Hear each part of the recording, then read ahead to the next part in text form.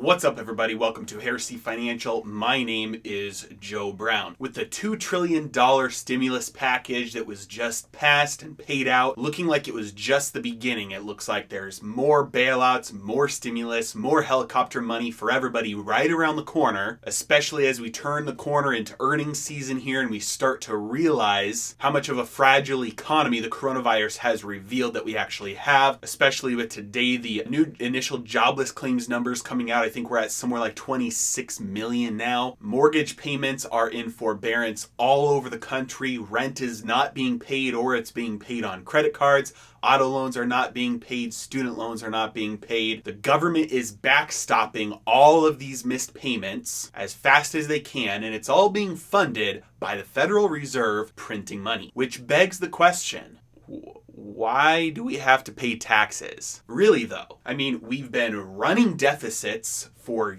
years. The federal debt has just been exploding year after year after year, especially in the last couple of years, even though tax revenue is actually up in 2017, 2018, 2019.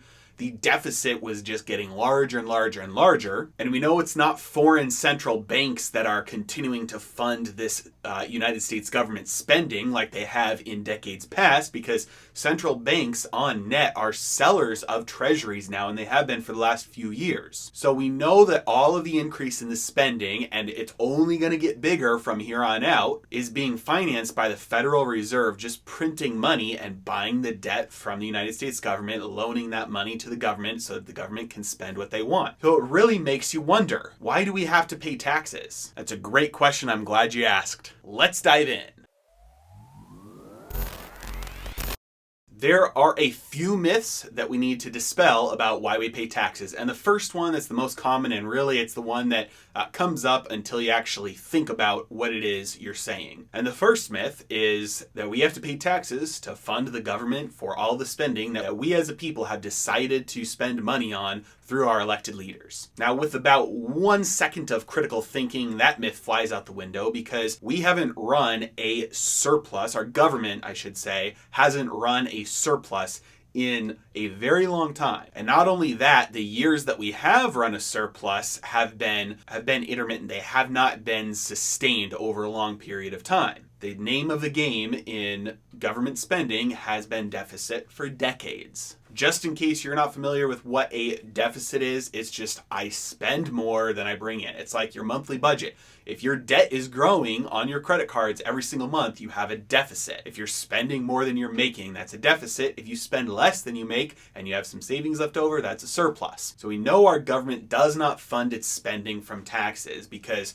it receives a lot less in taxes than it actually spends. So what makes up the difference? Where do they actually get that money that they're spending? Well, it's treasuries. Treasuries are just debt that the United States government issues in order to pay its bills. Treasuries are like the credit card for the United States government.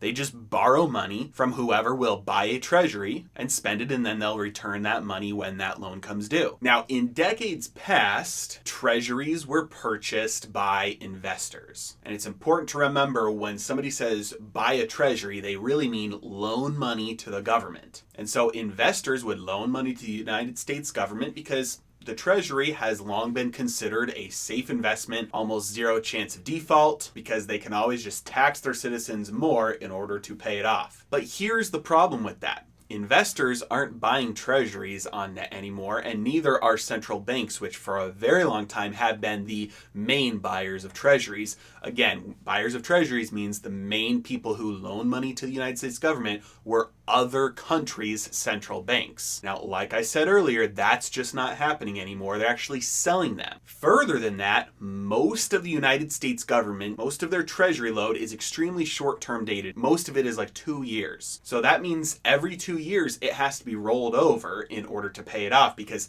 there's no way, if the government can't even pay their current year's bills, they have to take out a lot more debt than they're actually receiving in tax income to pay off their total expenditures. And then they're continually having old debt come due, and they have to take out new debt to pay off that old debt in addition to the debt they're taking out to pay off this current year's expenditures. Now you really start to wonder, Who is loaning the government all of this money? The Federal Reserve. The Federal Reserve is not actually part of the federal government. It is a quasi-public, quasi-private, hybrid entity, and they have the monopoly on currency for the United States of America. They print the dollar. Now, just like any other bank, they have a balance sheet of assets that they purchase. And just like other banks, they can create money out of thin air. Regular banks can do this through the expansion of credit. And up until just a few weeks ago, banks would have to keep a little bit in reserves compared to the amount that they actually loaned out and were, expanding the money supply by expanding credit.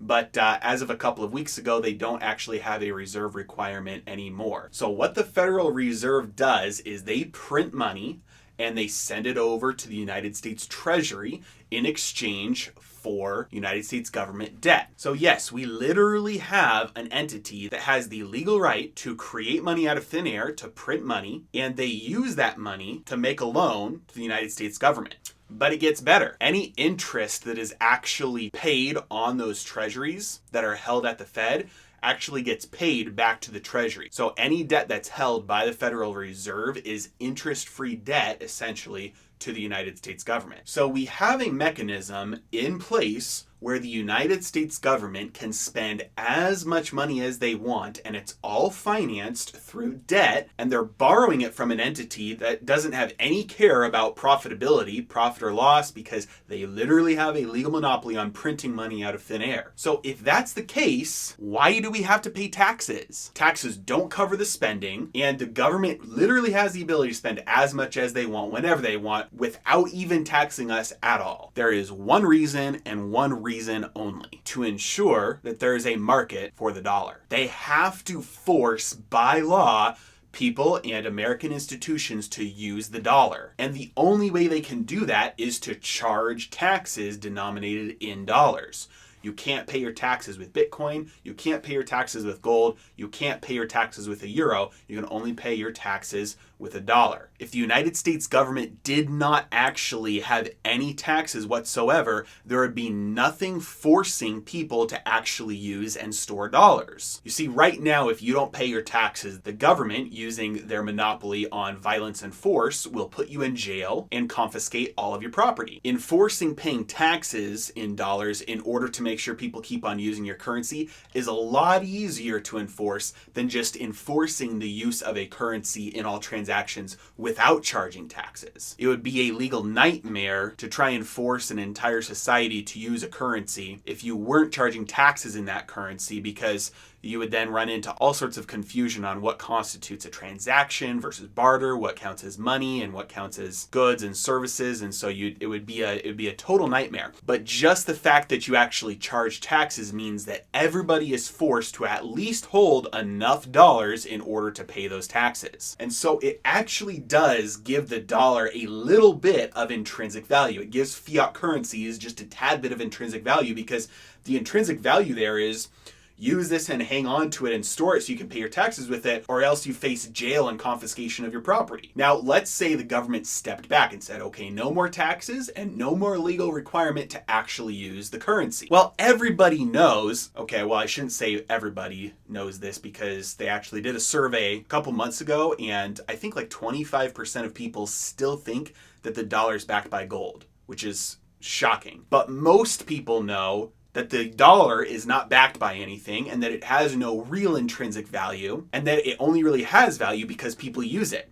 But if you take away the one thing that requires corporations and people to use it, you take away the biggest factor that gives it its perpetual, albeit decreasing, value. Now, we already know that inflation is a lot more than what the CPI actually indicates, and that the purchasing power of our dollars has lost about 98% since the collapse of the London gold pool in the 60s. And so we know that even with these enforcements of using it for taxes and transactions, even though that's in place, it still loses its value pretty quickly over time. This would only be extremely accelerated if taxes were no longer charged, because you remove the only bit of intrinsic value of people having to use it by law, and so less and less people would use it, which means it has less and less value. And so you'd really quickly get into a snowball effect where dollars just become worthless really, really quickly, and pretty soon they're worth absolutely nothing, and nobody would take them or use them for anything, because why would you? It's just a piece of paper. It's not good for taxes. It's not good for storing your wealth. It'd be far better to find